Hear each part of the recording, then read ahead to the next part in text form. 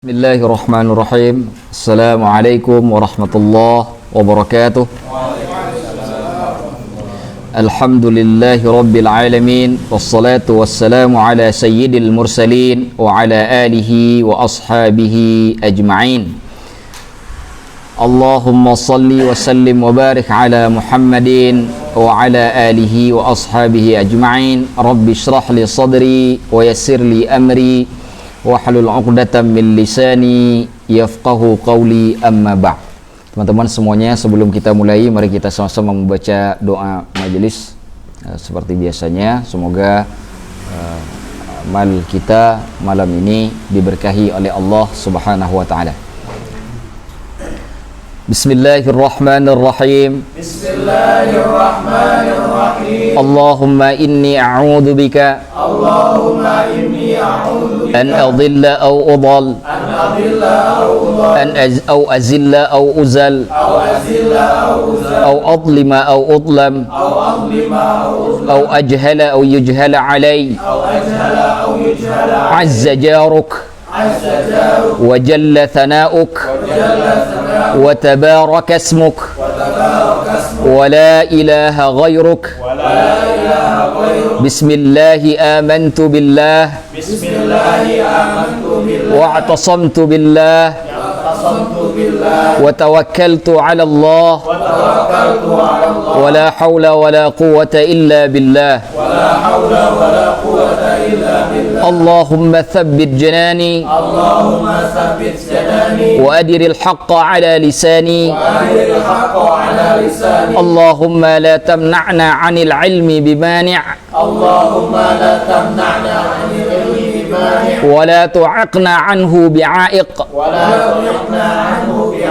wa na'udzu bika min qawati'ihi wa mukaddaratihi ونعوذ بك من قواطعه ومكدراته وموجب حرمانه وفواته. Alhamdulillah. Teman-teman semuanya yang dimuliakan oleh Allah Subhanahu wa taala, alhamdulillah 2 minggu yang lalu kita sudah menyelesaikan kitab Adabul Alim wal Muta'allim karangan Kiai Haji Hasyim Al-Asy'ari dalam bab al-akhlaq. Alhamdulillah malam ini sesuai dengan arahan yang kita temukan di dalam kitab Adabul Alim wal Muta'allim, bahwa ada 3 ilmu yang harus kita pelajari, yaitu akidah, fikih, dan akhlak pada awal bab. Dan untuk menyempurnakan ilmu yang wajib tersebut, karena bab akidah kita sudah mempelajarinya dalam kitab Aqidatul Awam dan juga kitab Qatrul Ghaith karangan Kiai Haji Muhammad Nawawi Al-Bantani. Kemudian kita lanjutkan juga dengan belajar akhlak, adabnya orang yang berilmu dan orang yang menuntut ilmu dari kitab Adabul Alim wal Muta'allim. Dalam bab ini kita sudah menyempurnakan bagian ketiga, tinggal kita menyempurnakan bagian yang kedua, khususnya untuk menyempurnakan rukun Islam, yaitu bab fikih. Pada rukun Islam kita ketahui syahadah, ya, atau syahadat itu biasanya tidak dibahas dalam ilmu fikih karena dia ada dalam ilmu akidah, ada rukun-rukunnya segala macam. Hanya saja kita ketahui bahwa syahadat ada iqrar bil lisan, sedangkan iqrar bil lisan dari perbuatan amal, perbuatan yang terlihat, dan itu kenapa dimasukkan dalam rukun Islam. Sehingga tersisa kemudian yang harus kita pelajari 4 lagi, yaitu salat, puasa, zakat, dan haji. Sehingga dari 4 hal itu terbentuklah 5 bab yang harus kita pelajari untuk menyempurnakan rukun Islam, ditambah di awal bab yaitu dengan kitabut taharah, kitab bersuci, karena tidak mungkin ada salat kalau tidak ada bersuci. Begitu juga kalau haji, ada pendapat walaupun ada perbedaan, seperti dalam mazhab Hambali misalkan, bahwa tawaf diharuskan menggunakan wudu. Jika batal wudu, batal tawaf. Meskipun nanti dalam mazhab Hambali misalkan kita temukan dibolehkan tawaf pada sebagian pendapat tanpa berwudu. Wallahu a'lamu bishawab.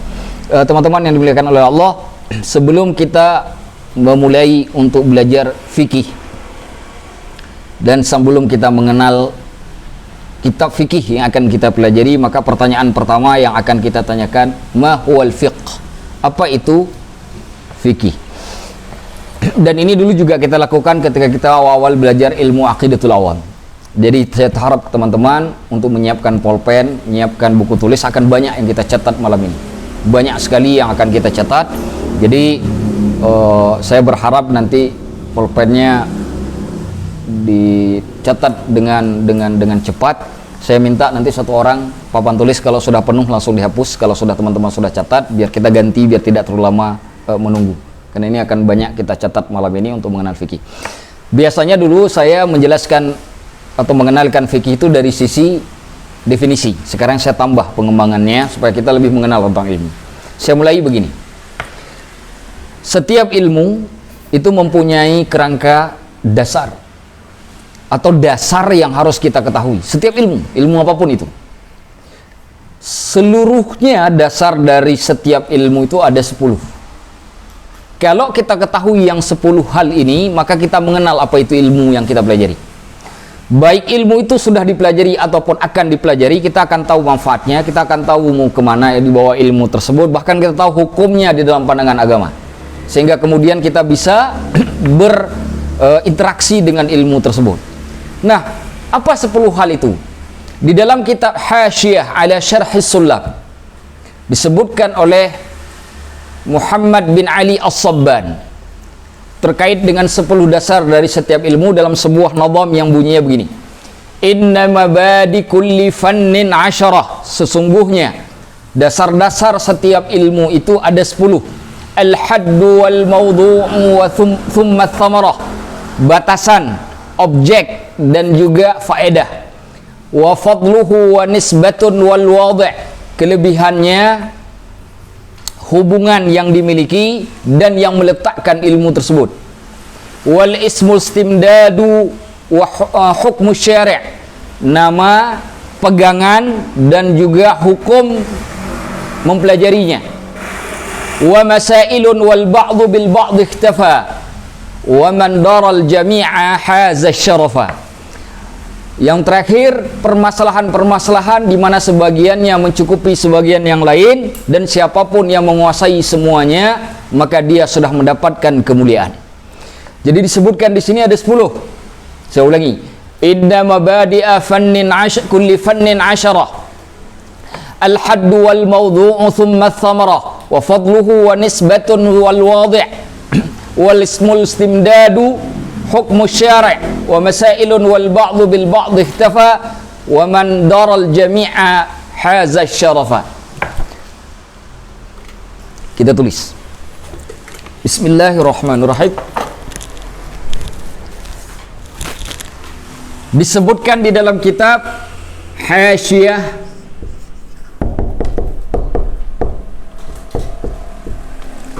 ala Syarhis Sulam.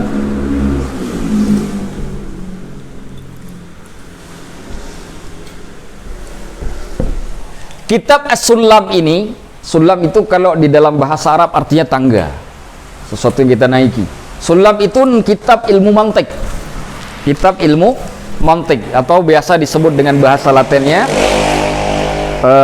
logic science, ya, ilmu logika, ilmu mantik. Nah, beliau menulis hasyiah untuk catatan pinggir untuk syarah dari kitab Sulam ini, ditulis oleh imam atau syekh namanya Muhammad Ali bin Ali, ya. Muhammad Dubni Aliyin As-Sabban.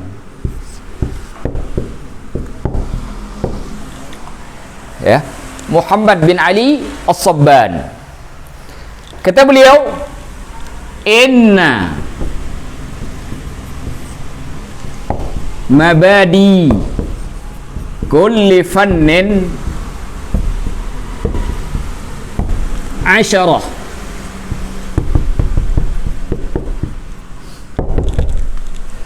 Al-haddu wal mawdu'u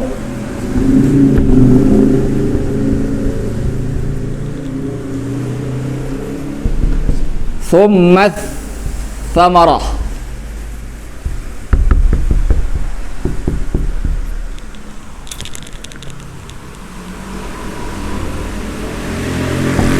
wa fadluhu wa nisbatun wal wadi'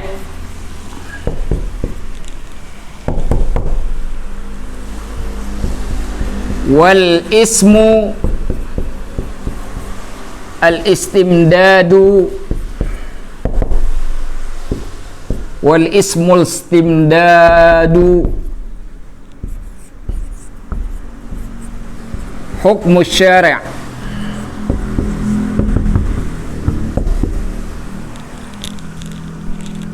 wa masailun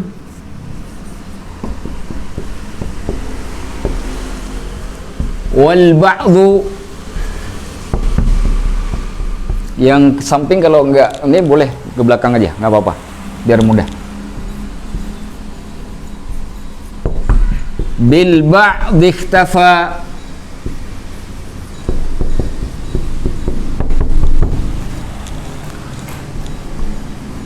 wa man dara al jami'a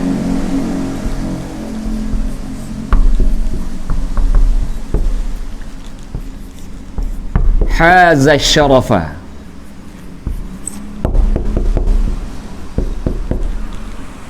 Ini syairnya, silakan ditulis.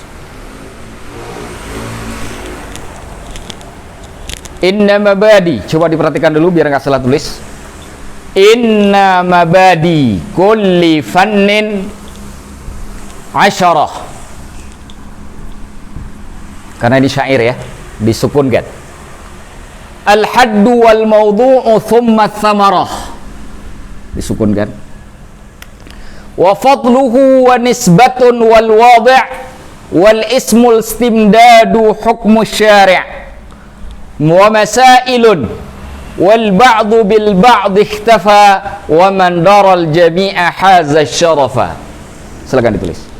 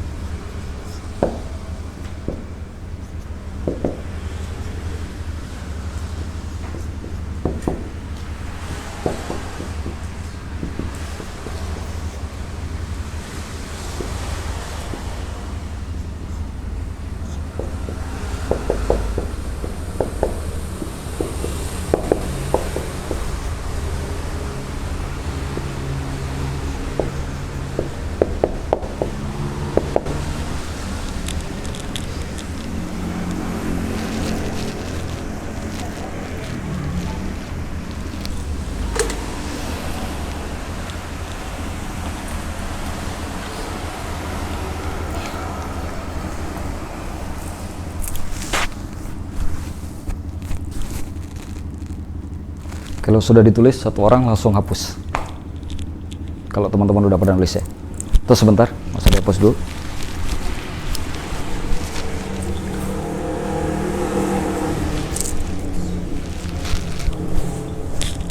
Hapus ya.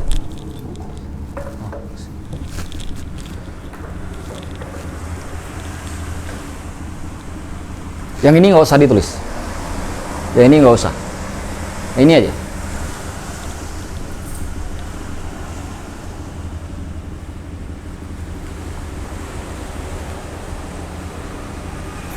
Baik, sambilan ditulis. Yang manakah yang 10? Dasar dari setiap ilmu. Yang pertama al-haddu. Ini satu. Yang kedua al-maudhu. Yang ketiga al-thamarah. Fadluhu jadi keempat. Nisbah jadi yang kelima. Wal wadhi' jadi yang keenam. Ism jadi yang ketujuh. Al-istimdad jadi yang kedelapan. Hukmu syara' jadi 9. Masail jadi yang 10. Inilah 10 dasar dari setiap ilmu. Setiap ilmu tidak terlepas dari 10 hal ini. Mengetahui 10 hal ini, maka kita mengetahui kondisi ilmu tersebut. Kalau kita belum tahu 10 hal ini terkait dengan ilmu, maka kita belum terlalu mengerti tentang ilmu tersebut. Jadi untuk mengetahui satu ilmu harus paham 10 hal ini pada setiap ilmu. Apakah ini kemudian bisa dipakai kepada ilmu umum? Sama, bisa juga dipakai kepada ilmu umum. Ilmu apa saja? Hatta ilmu perdukunan pun bisa dipakai. Serius. Bisa dipakai. Nah, makanya nanti di sini ada hukmu syara', hukumnya, hukum mempelajarinya. Baik. Sudah selesai semuanya? Bagi yang nggak bisa nulis Arab terlalu cepat, mungkin tulis artinya.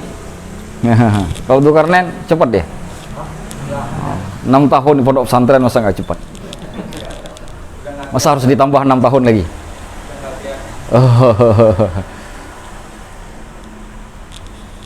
Sudah, Amar? Sudah? Hah? Jangan foto, tulis, nggak ada foto-foto. Simpan HP untuk foto-foto, nggak ada, tulis.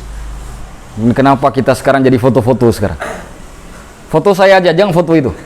Lebih gantung saya sama tulisan saya. Main foto-foto, tulis. Makanya saya di awal saya bilangin bukan siapkan HP, tapi siapkan pulpen. Di awal saya ingatkan siapkan pulpen, bukan HP. Nggak ada foto-foto. Orang foto manja, dengan manja akhirnya tidak ngulang. Seret, habis itu nggak pernah dibaca. Dia nggak pernah kenal. Tapi dengan menulis, sekilas kita sudah pernah berkenalan. Jadi itu manfaat lebih banyak menulis daripada memfoto. Foto boleh, tapi tulis harus lebih dulu.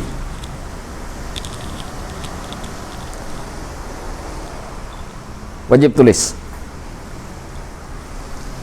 Sudah ada yang canggih, kenapa cari yang susah? Kalau cari yang canggih lagi, tidur di rumah, nonton YouTube, itu lebih canggih lagi. Jadi belajar ilmu itu tidak boleh dimanjakan. Nanti kita cerita tentang Imam Asy-Syafi'i.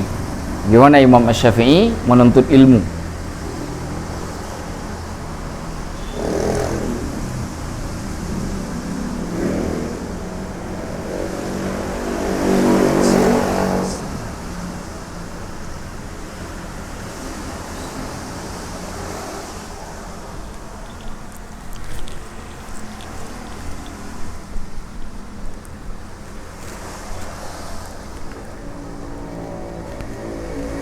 Kecil banget bukunya, nggak ada buku yang besar, nggak ada. Nanti minta duit, nanti saya kasih duit, beli yang besar satu. Jadi nggak ada pakai alasan-alasan lagi. Insya Allah semuanya barokah. Waman daro itu orang yang belajar dengan penuh usaha. Jadi bukan alima, bukan ta'allama, tapi daro itu alima mengetahui, tetapi bikulli hilah, dengan segala usaha yang diusahakan. Jadi kalimat dara di sini artinya nggak mungkin ilmu itu datang begitu saja, mesti harus diusahakan dengan luar biasa. Waman daral jami', barang siapa mengusahakan untuk mendapatkan ilmu, mendapatkan semuanya, semua bagian ini 10 hal tadi itu, haza syarafa, haza meraih asyarafa, kemuliaan. Maka yang bersungguh-sungguh, manjadda wajada, barang siapa yang bersungguh-sungguh maka dia akan mendapatkan.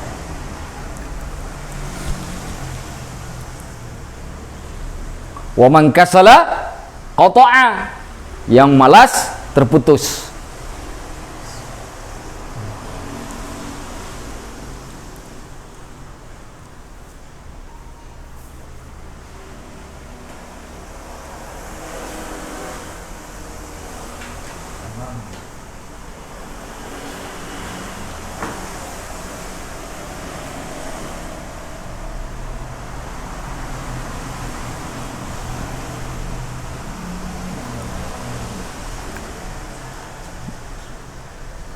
Bagi yang telat tulis bahasa Arabnya, tulis artinya dulu, dikosongin, nanti ambil catatannya di teman. Kalau enggak, kita selesainya sampai subuh. Tulis artinya dulu, nanti kosongin berapa baris, nanti salin sama teman. Sudah? Nah. Baik. Kalau kita lihat dari syair ini tentang 10 dasar ilmu, Syekh Muhammad bin Ali As-Sabban tidak memaksudkan urutan. Kenapa tidak memaksudkan urutan? Karena nama itu ada di urutan ke-7. Padahal kita tahu bahwa nama suatu ilmu itu selalu berada di awal. Bagaimana kita mempelajari atau mengetahui kelebihan suatu ilmu kalau namanya saja kita nggak tahu? Maka seharusnya nama ini ada di urutan pertama. Jadi ketika beliau menyusun ini tidak dimaksudkan berurutan. Itu yang pertama. Maka kita urutkan sendiri, maka urutannya lebih kurang seperti ini. Ya, lebih kurang seperti ini. Ini urutan yang saya buat. Nah, baik, tolong dihapus. Ini akan kita bahas satu persatu. Saya kasih maksudnya apa, saya kasih artinya apa, ya. Satu persatu, walaupun tulisan awalnya dalam bahasa Arab. Nah, ini akan kita jelaskan nanti di bagian sana, semuanya nanti akan clear. Bismillahirrahmanirrahim, teman-teman coba diperhatikan. Ini juga dihapus semua. Semua hapus. Dikosongkan. Baik, teman-teman semuanya, coba diperhatikan. Sebelum kita mempelajari ilmu fikih dengan kitab yang sudah tersedia, kita harus tahu dulu 10 hal ini. Karena pelajaran kita fikih, maka 10 hal ini akan kita kaitkan dengan ilmu fikih, bukan ke ilmu yang lain. Insya Allah dengan mengetahui 10 hal ini, paham betul kita apa ilmu fikih itu. Bisa dipahami? Kita mulai dengan ismun. Ismun itu artinya nama. Sama seperti orang Arab bertanya, Masmuk, siapa namamu?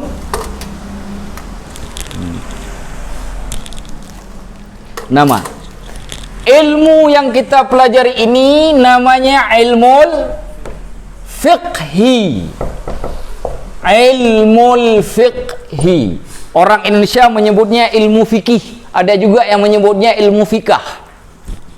Ilmu fiqah itu orang Indonesia. Asalnya adalah ilmul fiqhi. Ilmu fikih itu kalau bicara nama. Tetapi ada juga yang menyebutnya dengan ilmu al-fiqhil asghar. Ilmu fikih kecil. Kenapa disebut ilmu fikih kecil? Kalau ini ilmu fikih, ya, tangan langsung gerak, ya. Setiap penjelasan saya tangan langsung gerak karena tidak ini lagi. Disebut dengan ilmu fikih kecil karena dulu pada masa sebelum Imam Hanafi, ilmu itu satu kesatuan yang utuh. Ilmu akidah, ilmu fikih, ilmu hadis, ilmu tafsir itu satu kesatuan yang belum berdiri masing-masing. Nggak ada ilmu tafsir sendiri, ilmu fikih sendiri, nggak ada. Semua bergabung menjadi satu, disebut dengan ilmul fiqhil akbar. Ilmu fikih besar. Ketika terpisah ilmu fikih ini yang saat ini berdiri sendiri, maka dia tidak lagi disebut besar, disebut kecil. Kenapa? Karena dia tidak lagi bersatu dengan ilmu akidah, sudah terpisah, jadi disiplin ilmu tersendiri. Maka disebutlah ilmu fikih kecil. Dulu kesatuan ilmu-ilmu itu semuanya disebut dengan ilmu fikih besar. Makanya definisi fikih dalam mazhab dalam pandangan Imam Hanafi berbeda dengan pandangan Imam Asy-Syafi'i. Kenapa? Karena Imam Hanafi masih mengikuti pola ilmu fikih besar yang menggabung semuanya. Nah, sedangkan Imam Asy-Syafi'i sudah berbeda dengan dengan Imam Hanafi karena beliau sudah hidup ketika ilmu fikih ini sudah berdiri sendiri.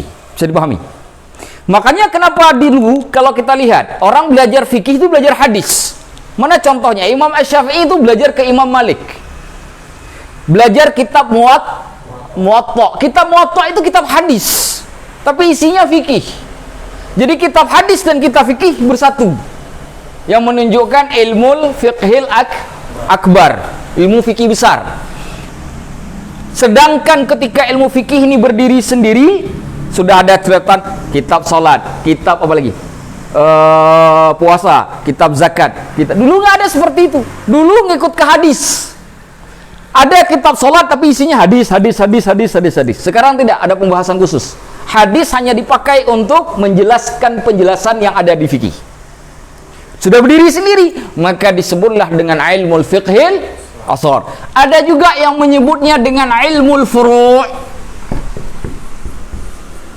Ilmul furu'i. Furu' artinya cabang-cabang. Ilmu yang membahas tentang banyak cabang. Fikih merupakan ilmu yang paling banyak cabangnya di semua ilmu. Tahu berapa semua pembahasan fikih itu? 2.200.000 masalah. Berbanding dengan akidah yang hanya sekitar 1.500 cuma 2.000 masalah. Itu akidah. Fikih 2.200.000. Maka nggak mungkin orang alim fikih dalam satu malam. Gimana cara belajar 2.200.000 masalah? Makanya pengarang kitab Matanul Ghayah wa Taqrib ini belajar ilmu fikih 40 tahun lamanya.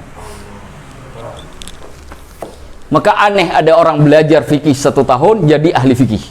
Aneh, bin ajaib. Tetapi para ulama kemudian menyusun 2.200.000 masalah tadi itu ke dalam 2.000 masalah. Di bawah 2.000 masalah itu turunan-turunannya yang mencapai 2.200.000 tadi. Jadi 2.000 masalah. Dibikin rumusan-rumusan besarnya sehingga kemudian menjadi teori yang berdiri sendiri. Begitu juga dalam ilmu umum. Dulu kita mengenal istilah kriminal. Kriminal itu diketahui dengan cara kita mengamati perilaku orang. Belum ada disiplin ilmunya saat itu. Masih dalam bentuk pengamatan. Ketika sudah lahirnya sebuah teori yang seperti saya katakan tadi, ya, sudah dibentuk konsepnya, lahirlah ilmu yang namanya ilmu kriminologi. Padahal dulu belum jadi ilmu. Begitu juga kasusnya dengan fikih. Dulu masih bergabung dengan ilmu yang lain. Masalah yang begitu banyak ini dikonsep dengan begitu indah oleh para ulama, sehingga lahirlah bab-bab khusus, lahirlah ilmu baru yang disebut dengan ilmu fikih. Karena saking banyaknya ke bawah ilmunya, maka disebut dengan ilmu furu', ilmu cabang-cabang. Kenapa? Karena dalam Islam yang pokok itu sedikit, yang paling banyak itu cabang. Dan kebanyakan orang bertengkar, kebanyakan itu di cabang. Kunut, cabang, orang ribut. Taraweh, cabang, orang ribut. Yang nggak sholat subuh, nggak ada yang ributin. Padahal itu usul, itu pokok. Itu masalah kita. Kenapa? Fikih itu lebih banyak furu'. Contoh saja, ambil contoh. Misalkan, Ustadz, ada buah-buahan jatuh dari pohon, di bawah pohon itu ada kubangan air. Saya ambil buah dari kubangan air, saya makan tanpa saya cuci. Halal apa haram? Adakah hukumnya di fikih? Ada. Ustadz, ini ada begal. Lalu saya jual pistol ke begal itu. Hukumnya halal apa haram? Adakah hukumnya di fikih? Ada. Begitu banyak bab di dalam fikih, begitu banyak urusan dalam fikih, maka disebut dengan ilmul furu'. Jadi dari 3 bahasan ini, dari 3 nama ini, maka kita pahami begitu luasnya pembahasan dalam ilmu fikih. Clear sampai di sini? Selesai yang pertama. Gak banyak-banyak kan? Berapa menit tadi? 5 menit? 10 menit? 10 kali 10 100 menit. 1 jam setengah juga tuh. Kiranya cepat. Sudah. Nah, ini yang paling lama ini. Haddun artinya batasan. Yang dimaksud di sini adalah definisi.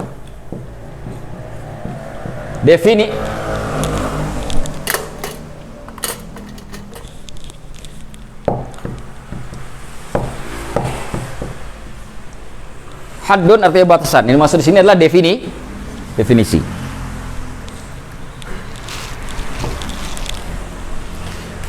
Teman-teman semua, kenapa harus ada batasan? Ilmu kalau nggak punya batasan, dia akan masuk ke ruang yang lain. Contoh, ketika saya sebut bahwa aturan di dalam agama itu ada yang berkaitan dengan keyakinan bahwa tidak ada yang saya sembah kecuali Allah, maka penyembahan kepada Allah dan hukum-hukumnya itu tidak dibahas dalam fikih, dibahasnya dalam ilmu akidah. Kalau tidak diberi batasan, maka hukum tentang beriman kepada Allah tadi masuk ke ranah fikih. Maka harus ada batasan. Setiap ilmu begitu. Ilmu politik begitu, ilmu sosial begitu, ilmu filsafat begitu. Kenapa? Coba bayangkan, antropologi, sosiologi itu berdekatan, saudara kembar itu. Kalau nggak dikasih batasan, kita nggak ngerti mana sosiologi, mana antropologi. Iya kan? Harus diberi batasan. Nah, pemberian batasan itulah kemudian yang membedakan antara satu ilmu dengan ilmu yang lainnya. Nah, ilmu fikih pun itu ada batasan. Batasan ini kemudian di dalam kaedah keilmuan bisa dipahami dari dua sisi. Pertama disebut dengan etimologi. Disebut dengan etimologi atau pemahaman secara bahasa. Pemahaman secara bahasa. Maka kata fikih, kata di fikih ya, fiqhun itu berasal dari kata faqiha yafqahu yang berarti fahmon, pemahaman. Jadi ketika saya katakan ilmu fikih, itu artinya secara bahasa ilmu tentang pemahaman. Bisa dipahami? Itu dari sisi bahasa. Tetapi ini belum menjawab batasan yang diinginkan. Kenapa? Karena masih sisi bahasa. Jadi ilmu fikih secara bahasa artinya fahmon, artinya pemahaman. Clear? Maka supaya pembatasan itu semakin konkret, harus dibuat terminologinya atau definisi secara istilah. Harus dibikin terminologinya. Kalau tidak ada terminologi, maka kita tidak tahu batasan, karena ini belum memberi batasan pada bahasa. Apa hubungan etimologi dengan terminologi, bahasa, dan istilah? Bahasa digunakan sebagai pemahaman awal. Seperti misalkan kita katakan sholat. Apa sholat secara bahasa? Doa. Tapi bisakah ketika azan isya, kita nggak pergi, kita nggak takbir, kita nggak salam, tapi cukup berdoa, ya Allah, aku sudah sholat? Bisa? Nah, kan sholat artinya doa. Nah, apa fungsi makna doa di situ? Bahwa dalam praktek ibadah semuanya merupakan manifestasi dari pengharapan kita kepada Allah. Clear? Makanya disebut dengan doa. Tapi untuk pembatasan lebih konkret nggak bisa dari sisi bahasa, harus dari sisi terminologi, istilah, definisi. Bisa dipahami? Nah, sekarang ada dua definisi yang harus teman-teman pahami. Karena kita hidup di dua, fikih ini mengalami di dua zaman. Fikih besar dan fikih kecil. Pada fikih besar, maka kita ambil definisinya Imam Hanafi. Imam Hanafi. Nah, ini pada saat fikih besar. Imam Abu Hanifah. Abu Hanifah. Ini fikih besar. Kata beliau, fikih itu, ilmu fikih itu, kata beliau, ma'rifatun nafsi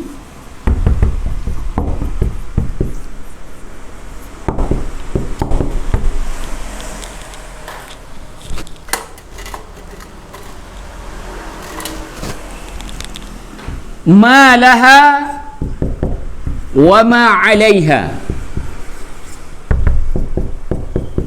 Ini saja. Ma'rifatun nafsi ma laha wa ma 'alaiha. Ma'rifah, pengetahuan. An-nafs, jiwa atau seseorang. Malaha, apa-apa yang menjadi miliknya, atau dalam bahasa yang lain disebut dengan hak. Betul kan? Kalau kita miliki sesuatu itu disebut dengan hak. Wa ma 'alaiha, dan apa-apa atasnya, artinya kewajiban. Jadi kata Imam Hanafi, ilmu fikih itu pengetahuan seseorang terkait dengan hak dan kewajiban. Nah sekarang kan umum sekali. Contoh, bukankah kita beriman kepada Allah itu merupakan kewajiban? Hak kita mana? Akan diridhai oleh Allah dan nanti masuk surga. Nah tapi itu bukan bab fikih, itu babnya akidah. Nah dalam hal ini kita paham bahwa Imam Hanafi sedang menerjemahkan ilmu fikih besar yang menggabungkan semua ilmu. Akidah begitu, fikih begitu, dan juga ilmu-ilmu lain seperti itu. Jadi ketika bicara tentang hak dan kewajiban, ada semua di setiap ilmu. Inilah yang disebut dengan fikih besar. Tapi hari ini definisi ini tidak lagi digunakan. Kenapa tidak lagi digunakan? Karena definisi ini digunakan pada saat ilmu masih bersatu jadi satu kesatuan. Ketika ilmu berdiri sendiri-sendiri, maka definisinya berubah. Kenapa berubah? Karena ilmu sudah tidak lagi bersatu dalam satu kesatuan, sudah berdiri sendiri-sendiri. Kalau tidak dirubah, maka tidak akan memberi batasan. Kalau di sini kenapa tidak ada batasannya? Karena masih satu kesatu. Karena sudah dipisah, harus ada pembatasan.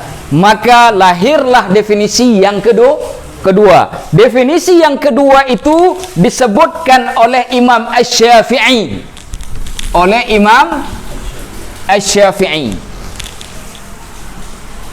Imam Asy-Syafi'i.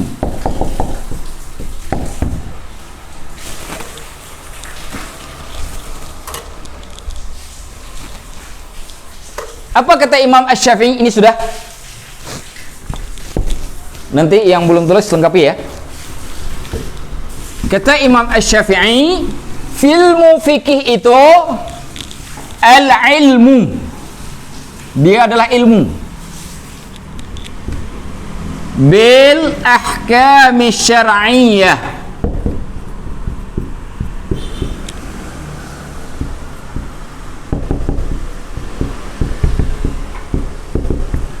al-amaliyah,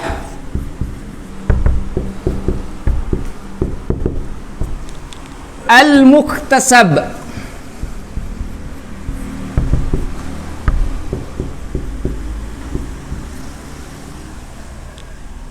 min adillatiha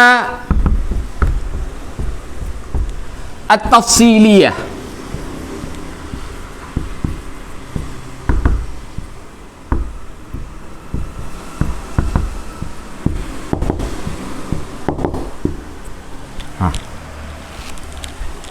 Al-ilmu bil ahkami syar'iyyatil amaliyah al-muhtasab min adillatiha tafsiliyah. Itulah definisi ilmu fikih. Dan ini dipakai di mana-mana sekarang. Kalau dalam mazhab Syafi'i, kita belajar di mana saja, inilah definisi yang digunakan untuk ilmu fikih. Universitas mana aja belajar, sampai dengan Universitas Amna Yusra pun ini.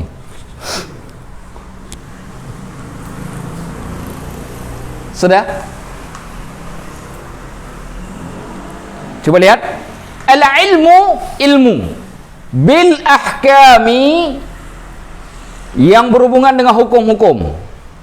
Asy-syar'iyyati, syariat. Ilmu terkait hukum-hukum syariat. Al-amaliyati, dalam bentuk perbuatan.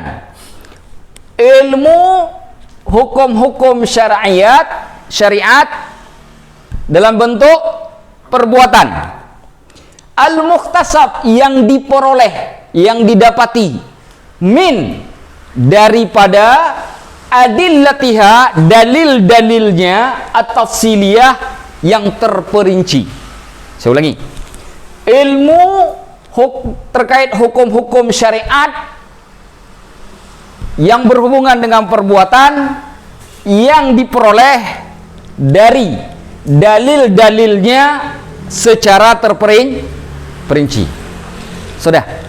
Nah, kita mau jelaskan ini kata per kata biar paham. Supaya kita tahu batasannya. Kan begitu? Harus diperjelas. Tulis dulu.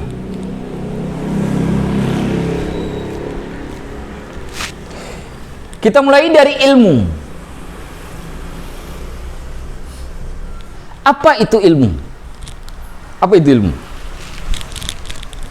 Kita sering nyebut ilmu. Makhluk, apakah ilmu itu? Apa itu ilmu?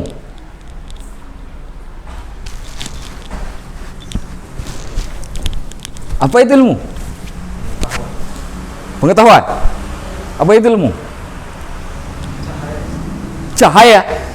Saya tanya definisi, jangan jawab pakai majas. Dijawab pakai majas, pakai kiasan. Cahaya. Apa itu ilmu? Cahaya. Iya, cahaya Allah. Ilmu itu cahaya ilmu agama. Apa itu ilmu? Ini nggak masuk bab filsafat ini. Apa ilmu? Apa itu ilmu? Pulang saya. Nomor bab pertama. Iya, sama tadi, pengetahuan. Apa yang maksud ilmu? Apakah cukup mengatakan pengetahuan? Tidak cukup. Kenapa tidak cukup?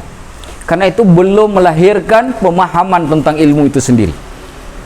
Saya mengetahui bahwa ada supporter yang bola yang meninggal dunia di suatu tempat di Indonesia. Apakah itu disebut ilmu?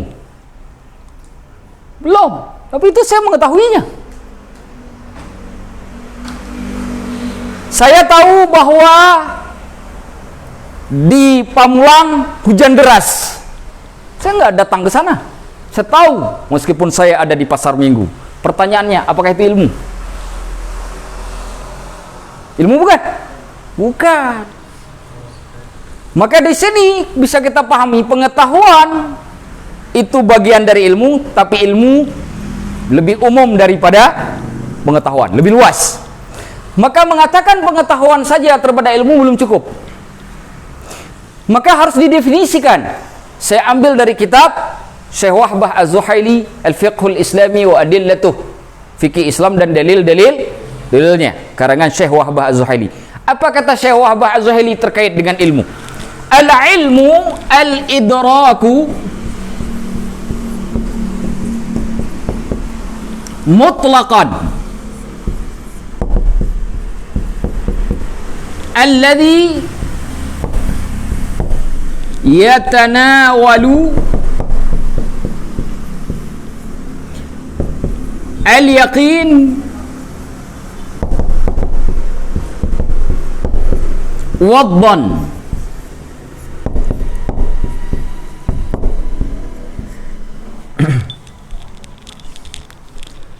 Al-idraku pengetahuan.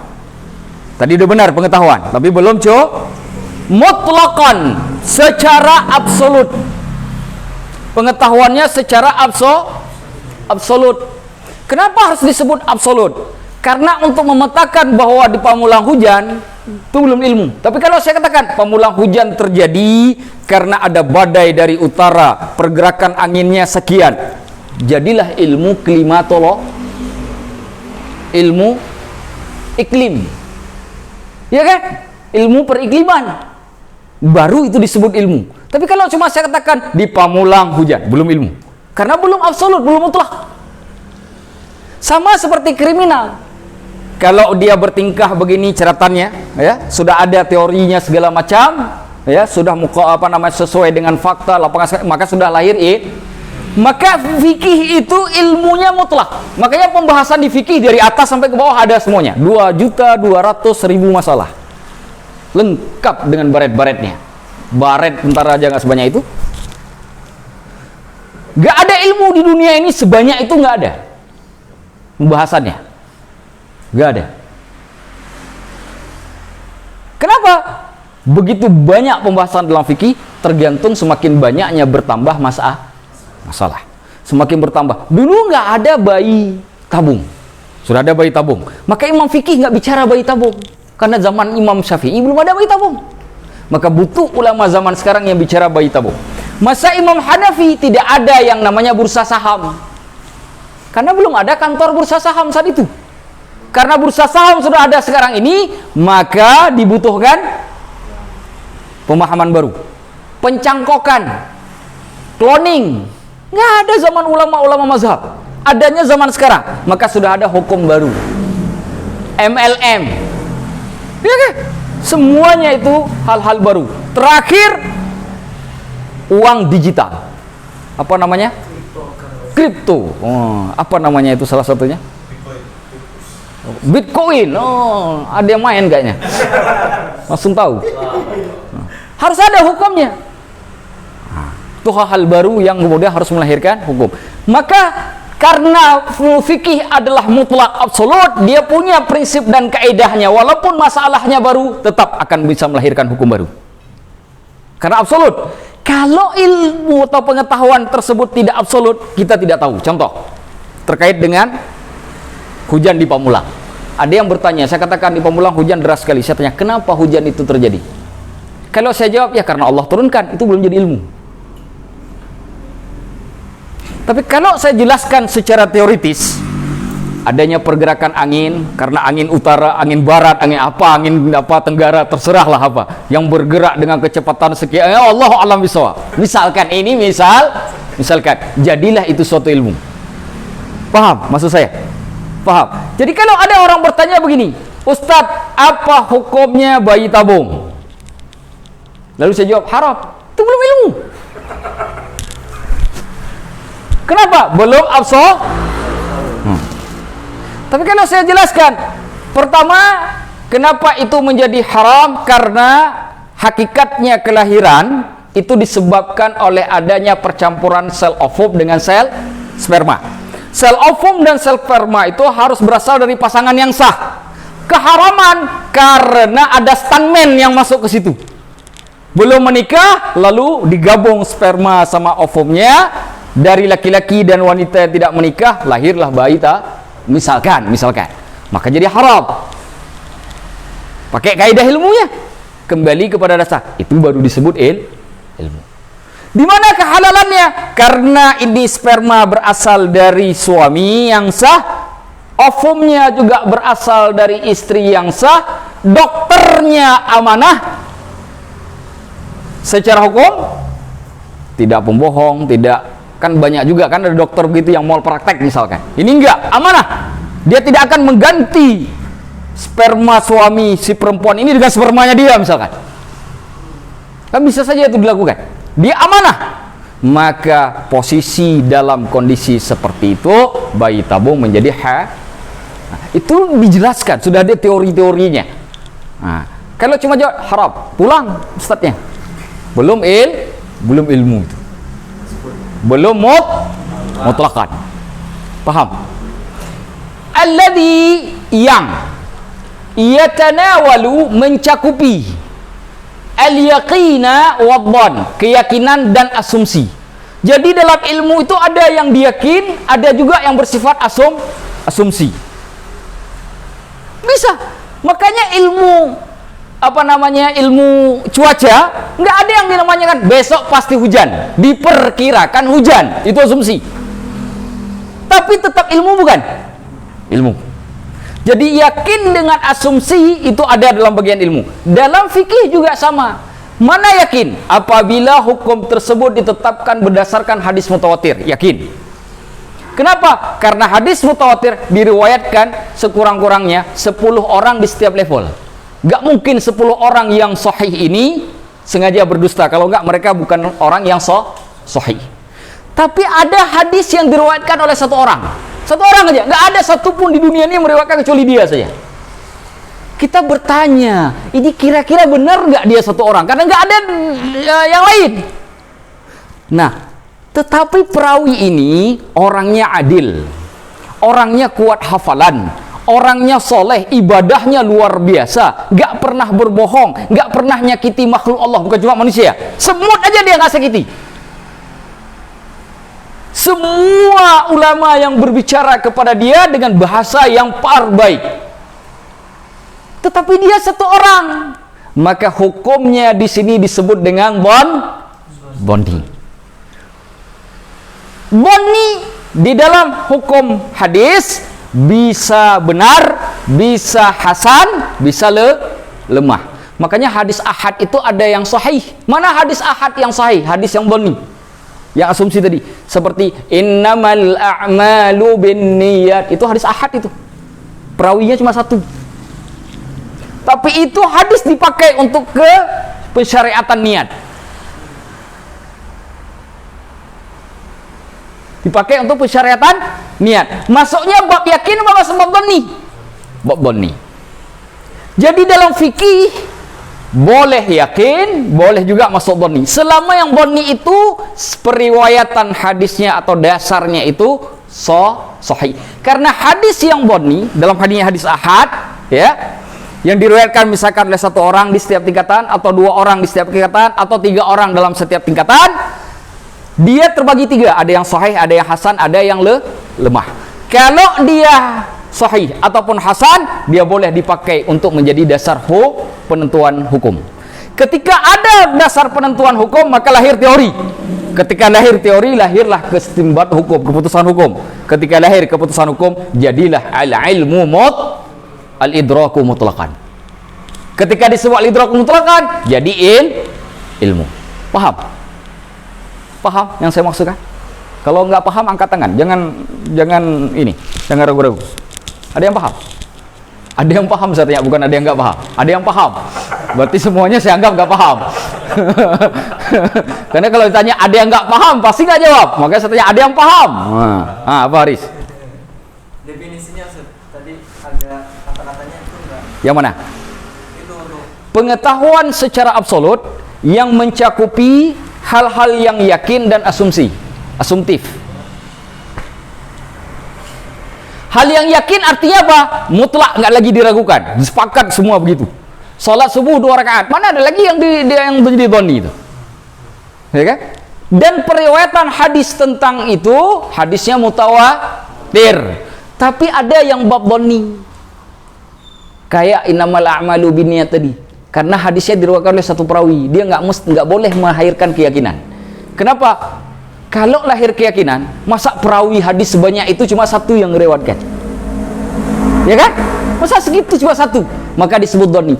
Tapi bisakah asumsi dipakai dalam ilmu? Boleh. Kalau asumsi dibuang dalam ilmu, maka semua hadis ahad akan menjadi hadis lemah. Itu mustahil. Sekarang berapa banyak dalam kehidupan sehari-hari kita pakai istilah ahad itu? Aris ketemu sama saya, Arifin sakit, dia cuma dengar dari saya langsung percaya. Saya kan satu orang, bagaimana mungkin Anda percaya? Itu kan sifatnya asumtif. Betul nggak? Boleh dalam ilmu, selama sanadnya benar, sanad hadisnya benar, periwayatannya benar, matannya tidak bertentangan dengan Al-Quran ataupun hadis-hadis lainnya, maka boleh dipakai. Maka hadis innamal a'malu binniyat tadi itu hadisnya sahih. Maka tidak sah orang sholat kalau nggak niat, atau niat tapi niat yang lain. Kan niat macam-macam kan, ada niat orang sholat tapi nyenangin mertua misalkan, yang nggak sah. Sudah paham Aris? Paham maksud beda yakin dengan dhon? Terkait dengan yakin dengan dhon ini akan ditemukan dalam bab ilmu usul fikih dengan bab ilmu hadis. Makanya di dalam mazhab Hanafi dibedakan wajib dengan fardu. Diwajibkan. Di dalam mazhab Syafi'i wajib dan fardu sama. Tapi dalam mazhab Hanafi, Imam Hanafi sendiri membedakan wajib dan fardu. Di mana bedanya? Kalau fardu hadisnya harus berfaedah yakin. Tapi kalau wajib hadisnya dhoni. Hadis ahad maksudnya. Hadis yang perawi 1 atau 2 atau 3 orang tadi itu di setiap tingkatan. Maka dia jadi wajib. Makanya dalam mazhab Hanafi, salat duha itu wajib, bukan fardu. Juga bukan sunnah. Salat duha wajib hukumnya, tapi bukan fardu. Sedangkan dalam mazhab Syafi'i disebut sunnah. Kenapa? Karena tidak ada di atas sunnah kecuali fardu dan wajib. Karena fardu dan wajib itu satu. Tapi kata Imam Hanafi, enggak, dia wajib. Dia tidak turun ke sunnah, dia wajib. Tapi juga enggak sampai ke fardu. Karena fardu dengan wajib beda. Lihat tuh. Yakin? Udah paham, ngerti? Nah. Makanya kalau disebut dalam mazhab Hanafi fardu, dia bukan wajib. Kalau disebut wajib, dia bukan fardu. Kalau di kita wajib yang dimakan. Wajib. Tahu kan? Wajib makan kan? Kue wajib, tahu ya? Itu di kita. Sudah paham?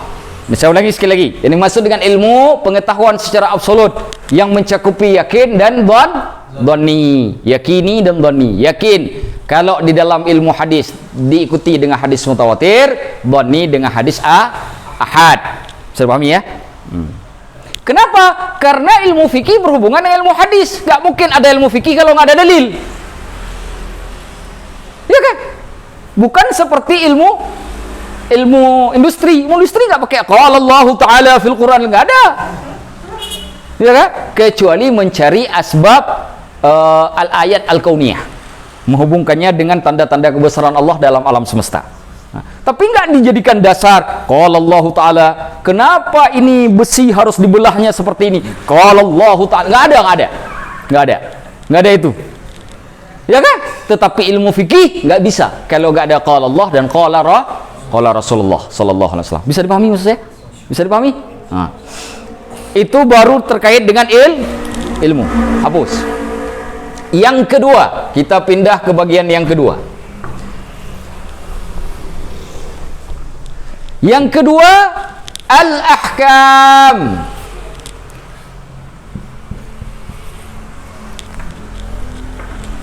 Ini kalau bikin slide enak banget nih. Cerat pindah gitu ya. Kalau ada yang bisa bikin bagus ya. Jadi bahan. Sudah. Al-ahkam. Al-ahkam itu jamak dari hukmun. Jamak dari hukmun. Hukmun itu hukum. Ahkam artinya hukum. Apa itu al-ahkam? Hukum-hukum. Aduh, kita nih butuh spidol baru nih kayaknya. Udah nggak ada yang bisa.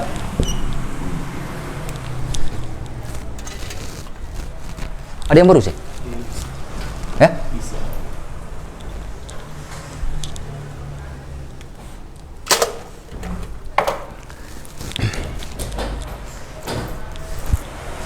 Baik, coba perhatikan. Al-ahkam. Apa itu al-ahkam?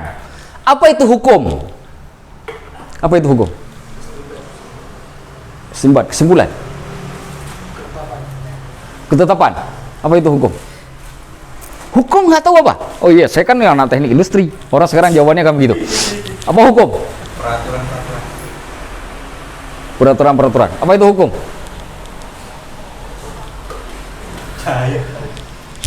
Kita ini belum belajar kitab loh, belum belajar ini doang. Ini kalau ini nggak jelas, ini kayaknya bisa 2-3 kali pertemuan ini. Ini ada 3 materi, belum lagi bahas tentang Abu Suja, belum lagi bahas Imam Syafi'i. Ini aja udah setengah 12 nih. Kita selesai ini setengah 1 nih. Atau jam 1. Nah, apa itu hukum?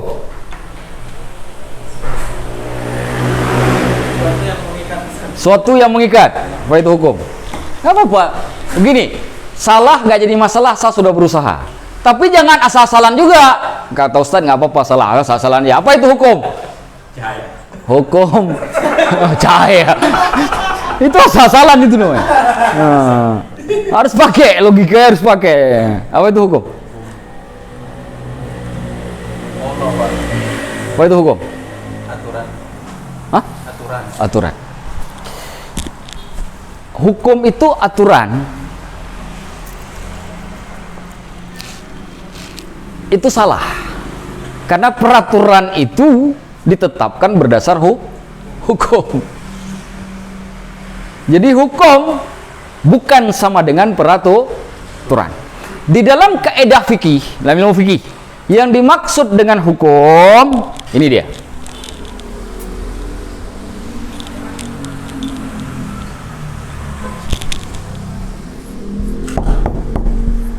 Khitabullah Ta'ala.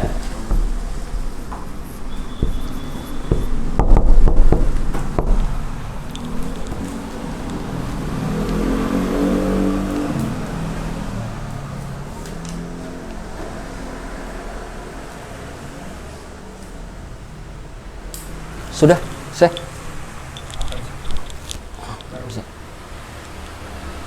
Baik, teman-teman.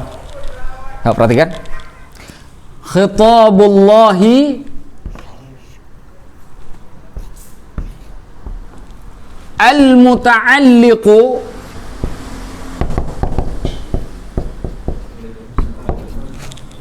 Waalaikumsalam warahmatullahi bi af'alil mukallafin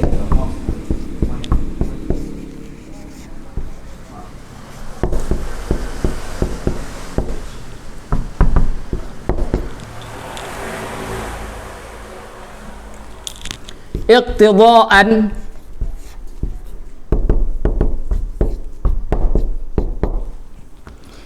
au takhyiran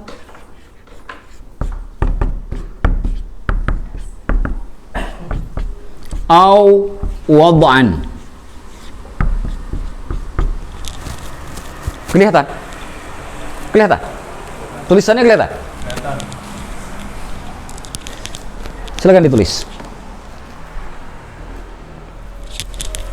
Itu hukum. Khitabullahi ta'ala, ketetapan Allah ta'ala. Al-muta'alliqu, yang berhubungan. Bi'af'ali, dengan perbuatan-perbuatan. Al-mukallafina, orang-orang yang mukallaf. Iqtidaan, baik secara tuntutan, au takhiran, atau takhiran pilihan, au wad'an, atau kondisional. Kondisi, tergantung kondisi. Saya ulangi, ketetapan Allah Ta'ala yang berhubungan dengan perbuatan-perbuatan orang yang mukallaf, iqtidaan, baik secara tuntutan, au ikhtiaran, atau secara pilihan, au wad'an, atau secara kondisional. Baik, silakan tulis dulu.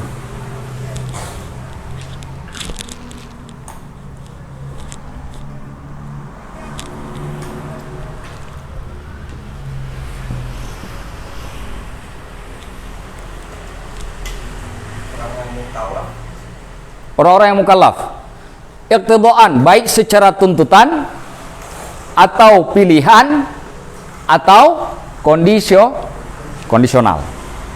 Kondisional itu artinya tergantung kondisi, tergantung kondisi dan situasi.